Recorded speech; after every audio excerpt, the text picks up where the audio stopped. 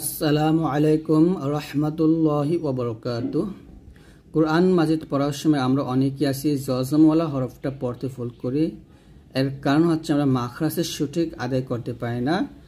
যদি আপনি মাখরাজের সঠিক আদায় করতে পারতেন তাহলে কিন্তু আপনি জজমওয়ালা হরফগুলো ভুল করতেন না। এখানে দেখুন লেখা আছে সুকুন এর মাস্কের মাধ্যমে হরফের মাখরাজও ঠিক করে নিতে হবে, কেননা সুকুন বা সাকিন অবস্থায় হরফ সঠিক মাখরাজ থাকে। অর্থাৎ সুকুন এবং সাকিন অবস্থায় হরফ সঠিক মাখরাজে থাকে। অর্থাৎ সাকিন অবস্থায় হরফের উচ্চারণ যেখানে গিয়ে শেষ হয় সেটাই উক্ত হরফের মাখরাজ। জজম মানে হরকত মুক্ত হওয়া, বর্ণের বদ্ধ উচ্চারণকে জজম বলে। অর্থাৎ হরকত, তানভিন ইত্যাদি থেকে খালি হওয়াকে জজম বলে। জজমের চিহ্ন বাংলা কমার মতো, এই যে এইটা জজমের চিহ্ন, এইটা জজমের চিহ্ন, এইটা জজমের চিহ্ন, এখানে তিনটাকেই জজমের চিহ্ন বলা হবে। তো যাই হোক, আমরা জজমওয়ালা হরফটা এখানে লেখা আছে জজমওয়ালা হরফ তাহার ডান দিকের হরকতের সঙ্গে উচ্চারণ করতে হবে, একত্রে একবার আমরা পড়ব।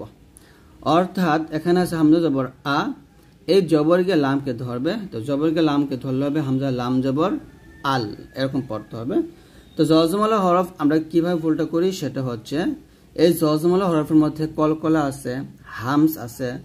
জজমওয়ালা হরফ কোথায় মোটা হবে কোথায় পাতলা হবে এই যে বিষয়গুলা, এইগুলো আমরা বুঝি না বোঝার কারণে আমরা ভুলগুলা করি। তো কোনটা কলকলা হরফ হবে বা কোথায় কলকলা করতে হবে, কোথায় হামস করতে হবে এবং কোন হরফটা মোটা হবে কোনটা পাতলা হবে এগুলো বুঝতে হবে আপনাকে। এগুলো বোঝার আগে আপনাকে আগে জানতে হবে কলকলা হরফ কয়টা, হামস হরফ কয়টা, মোটা হরফ কয়টা। কলকলা হরফ হলো 5টা, কফ, ত, বা, জিম, দাল। এই 5টা হরফ উপরে সাকিন আসলে অবশ্যই বা জজম আসলে আমরা কলকলা করব। হামস হরফ 10টা, হা, হা, সা, সিন, শিন, সদ, ফা, কাফ, তা। তো এইগুলো হচ্ছে হামসের হরফ এবং খ, এগুলো হামসের হরফ। যখন হামসের হরফের উপর সাকিন আসবে তখন হামস বা বাতাস আদায় করে পড়তে হবে। আর মোটা হরফ 7টা, ত, জ, গইন, খ, কফ, সদ, দত। এই 7টা মোটা হরফ। যখন এই 7টার উপর সাকিন আসবে তখন আমরা মোটা করে আদায় করব। তার মধ্যে কলকলা হরফ 5টা আছে, কফ, ত। তো কলকলা 2টা হরফ আসা থাকার কারণে মোটা হরফের মধ্যে, তাই কলকলা মোটা হবে। তো এই যে এই বিষয়গুলো আপনাদের জানতে হবে, না জানলে কিন্তু আপনার এই উচ্চারণগুলো শুদ্ধ হবে না। তাহলে এখানে দেখুন হামজাকে লামকে ধরবে, হামজা জবর আ যদি পড়ি তাহলে হামজাকে লামকে ধরলে হবে হামজা লাম জবর আল।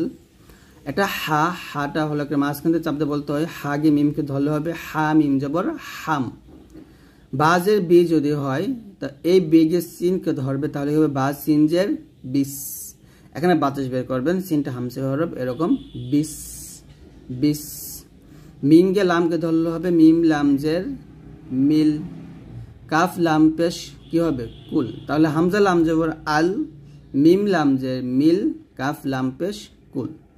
আর এটা হবে কফ, এটা হচ্ছে কাফ, এটা হচ্ছে কফ, দুটো কিন্তু এক হরফ না, দুটি আলাদা। কাফটা পাতলা, কফ মোটা হবে, তাহলে এটা হবে কফ লাম পেশ কুল। তারপর হচ্ছে হা লাম জবর হাল, দেখুন এটা হচ্ছে হা, হা মিম জবর হাম, এটা হা লাম জবর হাল, এটা পাতলা করে বলবেন। লাম নুন জবর লান, হামজা নুন জের ইন, মিম নুন জের মিন। এখানে দেখুন এটাও জজম এটাও জজম, দুইটা কিন্তু এখানে জজমই। হামজা নুন জবর আন, আইন নুন জবর আন, চাপ দিয়ে বলবেন আইন নুন জবর আন। মিম নুন জের মিন, কফ লাম পেশ কুল, আইন মিম জবর আম, কফ মিম পেশ কুম। বা হামজা জের বি, বি এখানে ধাক্কা দিতে হবে। বা হামজা জের বি, বি ই বলবেন না, ডাবল শব্দ করবেন না, একটা ধাক্কা দিবেন। বা হামজা জের বি, এরকম।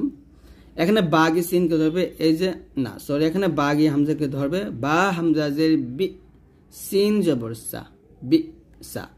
আমরা অনেকেই বলি বি ইসা বলি, বি ইসা মানে এখানে হামজার নিচে বা আলিফ নিচে জেড দিয়ে পড়ি, সাকিন উচ্চারণ আমরা ক্লিয়ার করি না, যে কারণে আমাদের ভুল হয়। তো বি ইসা বলবেন না, বলবেন বি সা, বি সা, এরকম। হামজা মিম জবর আম, র দুই জের রিন, আম রিন। হামজা কাফ জবর আক, এখানে কাফটা হামস হবে আক, আক। র জবর র, আক র। মিম জবর মা, আক র মা, আক র মা, আক র মা, এরকম। র সেকেন্ড টাইনে জবর আসছে তাহলে র সেকেন্ড টাইনে মোটা করবে। হামজা র জবর আর, সিন জবর সা, লাম জবল্লা